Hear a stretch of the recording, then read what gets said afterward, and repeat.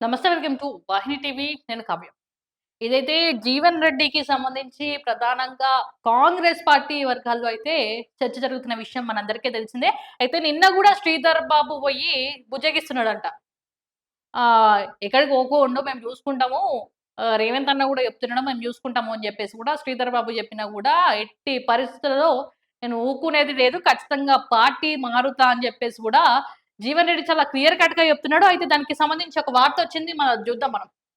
జీవన్ రెడ్డికి బుజ్జగింపులు. చర్చ చర్చలు జరిపిన మంత్రులు శ్రీధర్ బాబు, లక్ష్మణ్. ఎమ్మెల్యే సత్యం, సూడా చైర్మన్ నరేందర్ రెడ్డి సైతం. వీళ్ళందరూ గూడా బుజ్జగించినా గూడా నేను ఊరుకోను అని జెప్పేసి జీవన్ రెడ్డి చెప్తున్నాడంట. అయితే కాంగ్రెస్ సీనియర్ నేత మాజీ మంత్రి జీవన్ రెడ్డి బీఆర్ఎస్‌లో చేరుతున్నారనే చర్చ జోరందుకోవడంతో కాంగ్రెస్ అధిష్టానం ఆయనను బుజ్జగించే పనిలో పడింది. ఇక ఇటీవల ఏఐసీసీ సభ్యుడు కత్తి వెంకటస్వామి ఆయనతో మాట్లాడినప్పటికీ ప్రయోజనం లేకపోయింది. దీనికి తోడు శనివారం బీఆర్ఎస్ నాయకులతో కలిసి జీవన్ రెడ్డి రంజాన్ వేడుకల్లో పాల్గొనడం హాట్ టాపిక్ గా మారింది. అయితే అర్థమైపోయింది.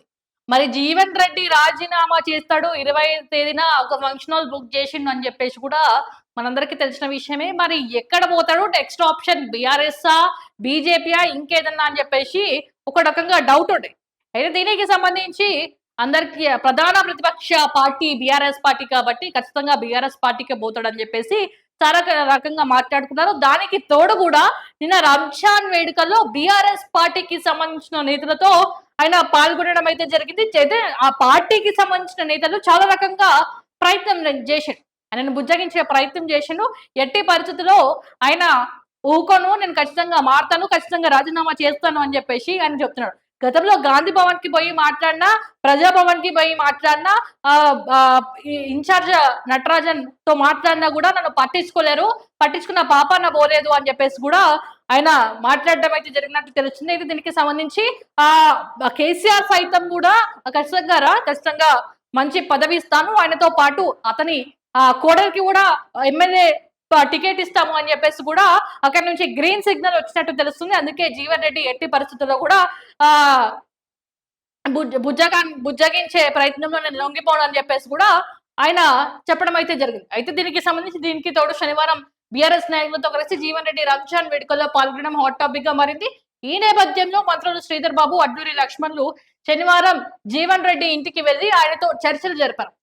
సమస్యలుంటే అధిష్టానంతో మాట్లాడుతామని, ఎట్టి పరిస్థితుల్లో పార్టీ మారొద్దని సూచించారు. అయితే పార్టీలోకి వలస వచ్చిన వాళ్ళు పార్టీ అంతర్గత నిర్ణయాల్లో కల్పించుకోకుండా ఉంటారని, మాట ఇస్తేనే పార్టీలో కొనసాగాల లేదా అనే విషయాన్ని ఆలోచిస్తానని జీవన్ రెడ్డి వారికి తెలిపినట్లు సమాచారం. అంటే కరెక్టే కదా, ఆయన అడిగిన దాంట్లో నిజంగా వాస్తవం. ఎందుకంటే అక్కడెక్కడనో ఉండి పార్టీ ఫిరాయింపుల పేరుతో పార్టీలోకి వచ్చినోళ్ళు మరి నిజంగా వాళ్ళకి ప్రాధాన్యత ఇస్తే ఇలాంటి ఫీల్ కదా నిజంగా సీనియర్. నిజంగా ఇప్పటికీ కూడా కాంగ్రెస్ పార్టీలో కరడు కట్టిన కార్యకర్తలు ఉన్నారు. భుజాలు కాయలు కాసినట్టు జెండాలు మోసేటోళ్ళు ఉన్నారు. మరి నిజంగా వాళ్ళకి ప్రాధాన్యత ఇస్తలేదు అని చెప్పేసి చాలా క్లియర్ గా అర్థమైతుంది. దీంతో పాటుగా జీవన్ రెడ్డి చేసిన తప్పులు కూడా కొన్ని ఉన్నాయి. జీవన్ రెడ్డి ఏం చేసిండు, మున్సిపల్ ఎలక్షన్స్ కి సంబంధించి పార్టీకి సంబంధించిన క్యాండిడేట్స్ కి కాకుండా ఇండిపెండెంట్ గా గెలిపియాలని చెప్పేసి ఒక రకంగా జీవన్ రెడ్డి చేసిండు. మరి అటు తప్పు బయటపడాలంటే రెండు చేతులు కలవండి, చప్పుడు రాదు అన్నట్టుగా అదే రకంగా జీవన్ రెడ్డి ఆ వ్యవహారంలో జరిగినట్టయితే తెలుస్తుంది. అయితే పార్టీలోకి వలస వచ్చిన వాళ్ళు దీనికి సంబంధించి వాళ్ళని ఇన్వాల్వ్ చేయకపోతేనే దానికి సంబంధించిన పార్టీ మారాలా వద్దా అని చెప్పేసి ఆలోచిస్తానని చెప్పేసి జీవన్ రెడ్డి చెప్తున్నదని తెలుస్తుంది.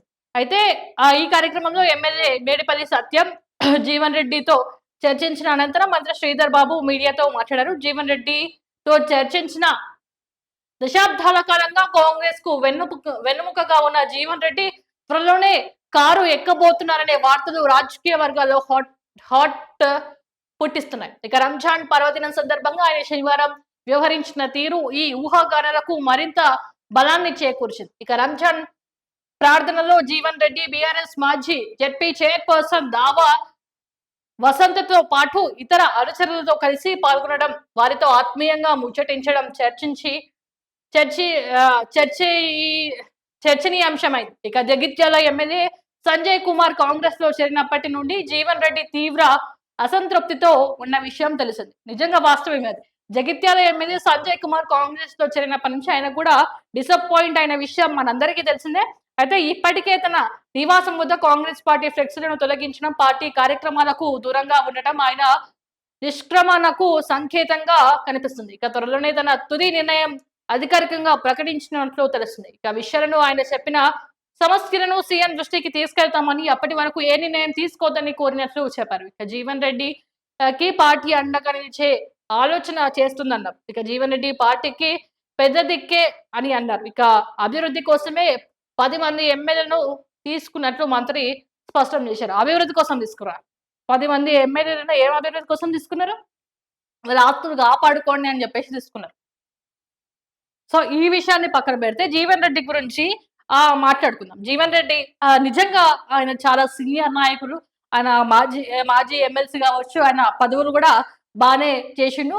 ఇప్పటికి కూడా వాళ్ళు ఎవరైతే పార్టీ మారేసి వచ్చినారో, ఇప్పుడిప్పుడు పార్టీకి జాయిన్ అయిన వాళ్ళు ఎవరైతే ఉన్నారో, వారికి సంబంధించి వాళ్ళు ఇన్వాల్వ్ కాకపోతే నేను పార్టీలో ఉండాలా, ఊడాలా అని చెప్పేసి ఆలోచిస్తానని చెప్పేసి వాళ్ళు చెప్పడం అయితే జరిగింది. అయితే ఏదేమైనా కూడా మరి జీవన్ రెడ్డికి సంబంధించి పార్టీ ఏ రకంగా ఆలోచిస్తది ఏందని చెప్పేసి వాళ్ళు కూడా చెప్పడం అయితే జరిగింది. శ్రీధర్ బాబు కావచ్చు, అడ్డూరి లక్ష్మణ్ కావచ్చు, వాళ్ళు బుజ్జగించారంట. ఏం కాదు మేము చూసుకుంటాం, ప్రతి ఒక్కటి రేవంత్ రెడ్డి దృష్టికి తీసుకెళ్తాం. మరి ఇప్పుడు దృష్టికి తీసుకుని వెళ్తే అప్పుడేం చేశారు? గాంధీ భవన్ లో కావచ్చు, ప్రజాభవన్ లో కావచ్చు, ఆయన మాట్లాడినప్పుడు ఏం చేశారు అని చెప్పేసి కూడా ప్రతిపక్షాలు అడుగుతున్నారు. సో ఆయన ఫిక్స్ అయిపోయాడు. ఏదేమైనా కూడా ఆయన ఒక 2-3 రోజుల కిందట కూడా ఆ కాంగ్రెస్ పార్టీకి సంబంధించి ఫ్లెక్సీలు ఏవైతే ఉన్నాయో ఆ ఫ్లెక్సీలను కూడా కార్యకర్తలతో పీక్ చేసిండు. ఆయన ఖచ్చితంగా పోతాడు. ఏప్రిల్ 1st వీక్ ఈ 25th జాయిన్ అవుతాడా, మరి 25th రాజీనామా చేస్తాడంట. దానికి సంబంధించి ఒక ఫంక్షన్ కూడా బుక్ చేశారంట. ఖచ్చితంగా ఆయన పార్టీ మారుతాడని చెప్పేసి చాలా క్లియర్ గా అర్థమైంది. సో ఇంకెందుకు కాంగ్రెస్ పార్టీ ఆలోచిస్తుంది? ఇంకెంత మందిని పోగొట్టుకుంటది? సో ఇప్పుడైనా కాంగ్రెస్ పార్టీ సీనియర్ల పైన దృష్టి సారించాలని చెప్పేసి కూడా వేరే సీనియర్లు కూడా నిజంగా మాట్లాడుకోవడం అయితే జరుగుతుంది. జీవన్ రెడ్డి చేసిన పార్టీకి చేసిన సేవలు కావచ్చు, ఇంకేదైనా కావచ్చు. సో దీనికి సంబంధించి సీనియర్లని ఒకసారి పట్టించుకోవాలని చెప్పేసి సీనియర్ కూడా పట్టించుకోవాలని చెప్పేసి రేవంత్ రెడ్డికి కూడా సూచనలు ఇస్తున్నట్టయితే తెలుస్తుంది. ఏదేమైనా కూడా మరి జీవన్ రెడ్డి ఖచ్చితంగా బీఆర్ఎస్ పార్టీలోకి జాయిన్ అవుతాడు అని చెప్పేసి ఫొటోస్ చూడండి. అడ్లూరి లక్ష్మణ్ కావచ్చు, శ్రీధర్ బాబు కావచ్చు, వీళ్ళందరూ ఎమ్మెల్యేలు కావచ్చు, వీళ్ళందరూ ఎంత బుజ్జగించినా కూడా నేను పార్టీ మారబోను, పార్టీ మారుతాను అని చెప్పేసి చెప్పడం అయితే జరుగుతుంది. కాకపోతే ఆలోచిస్తాను అన్నట్టుగా ఒక రకం చెప్పి ఆలోచిస్తాను అనటం అయితే లేదు. బీఆర్ఎస్ పార్టీ నుంచి కేసీఆర్ గారు గ్రీన్ సిగ్నల్ ఇచ్చారు. ఖచ్చితంగా నీకు ఒక మంచి పదవి ఇస్తా, ఖచ్చితంగా మీ కోడలకి ఎమ్మెల్యే టికెట్ ఇస్తా అని చెప్పేసి కూడా గ్రీన్ సిగ్నల్ వచ్చినట్టు తెలుస్తుంది.